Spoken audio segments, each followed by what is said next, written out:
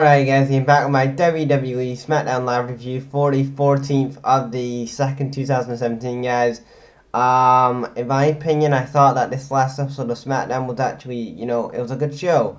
I just thought the structure of the show was really good because I said, I don't know if it was last week or maybe it was last next Raw review I did, that I said that the WWE needs to focus on the storylines for WrestleMania. And I could see the seeds game planning on the SmackDown side, so that was always a good start. And also they advertised some matches. For people who's watched this channel for a long time, you guys know that I love when the WWE book in advance because that is one thing that's going to get your fans invested or your people to watch the product, which is really good. Because you announced that women's match between Nikki Bella and Natalia. Both getting a match next week. So SmackDown opens up with Bray Wyatt coming out, and he cuts a promo talking about his WWE title run, and then Cena comes out and AJ demanding their title shots for tonight. Daniel Bryan says, "You know what? If you want your title shots, guys, you can have them in the main event tonight on SmackDown in a triple threat match." So tonight's main event is already set, and then we have the American Alpha versus the Ascension. The Ascension go over. I thought it was a good opener. I think it wasn't a bad match. It was a good opener. Then we get a backstage segment with James Ellsworth and Carmella. Daniel Bryan puts Ellsworth in a match against Ambrose. But the match doesn't really get started because Baron Corbin destroys the hell out of Dean Ambrose. Now, I knew that there was going to go this route with Ambrose doing that roll up to Corbin at the Elimination Chamber.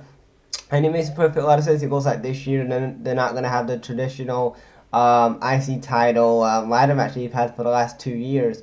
They're going to go for the, one-on-one base. So it looks like Baron Corbin versus Dean Ambrose for the IC strap. And, in my opinion, I'm glad that they're giving Baron Corbin and Dean Ambrose a big spot, a big match at WrestleMania. And I know Ambrose had his big match last year at WrestleMania against Brock Lesnar, but I'm glad that they're featuring Baron Corbin like really strong and really dominant and making him like a legit threat to that IC title, and I really like that. Then we get a backstage segment with Nikki Bella and Natalia basically brawling, and then Daniel Bryan says next week there's going to be a False Count Anywhere match. And then we get we get Naomi and Alexa Bliss. They have like a little segment. Naomi talks about how does she won the title and stuff, and then Alexa Bliss says that she's going to win it back, and that her title, Naomi's title reign is going to be a flop. I think we had another women's segment on this show. Oh yeah, we did. Becky versus Mickie James was next. Becky went over. No, actually, Mickie James went over. Sorry, yeah, Mickie James went over with my role for something like that. But it was a good match. And then we get to the main event, and it's basically a triple threat match. It's Bray Wyatt, John Cena, AJ Styles. A really good match to close off SmackDown. I think these three guys have great chemistry together, and in my opinion, the best match of the night. We had AJ Styles do a 450 splash off the barricade onto the announce table. I think it was to Bray Wyatt or not Randy Orton, to John Cena or something like that. And then we get into the ring, and John Cena goes for the AA, Bray kicks out, Styles goes for the Styles Clash, Cena kicks out. Then the ending of the match goes where AJ's going for the phenomenal forearm, and then John Cena moves out the way, and AJ gets caught up in the ropes. Then Bray Wyatt has his sister Abigail on John Cena, and Bray Wyatt is still your WWE champion. After the match, Randy Orton came out and said he's not going to face Bray Wyatt at WrestleMania now. He refuses to face him at WrestleMania. And then on Talking Smack, they announced that there's going to be a battle royal for next week as well for the WWE title. Now this gets me wondering now, because Luke Harper came out in Bray Wyatt's entrance later on, like when he came out, right before. So I'm thinking the WWE's plan is right now is to not have Randy Orton and Bray Wyatt, because the fans know that we've already seen that before. Like the WWE know that we've already seen that match, and they're probably thinking like, now Luke Harper's the face. How can we include him in this storyline? Well, simple thing is let him go into Battle Royal.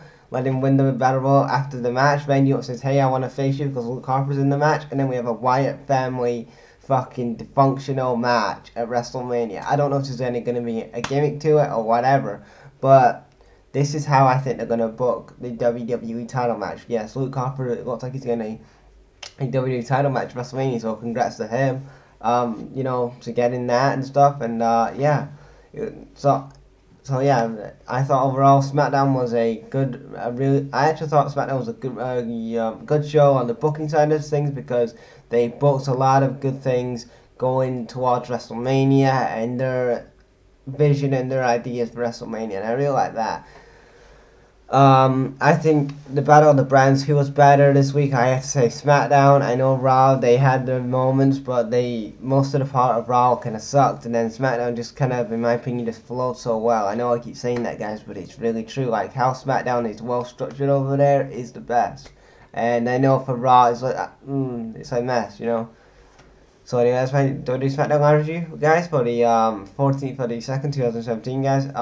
What did you guys think of this last episode? What did you guys think of this last episode of SmackDown? Leave your thoughts in the comments and check you later.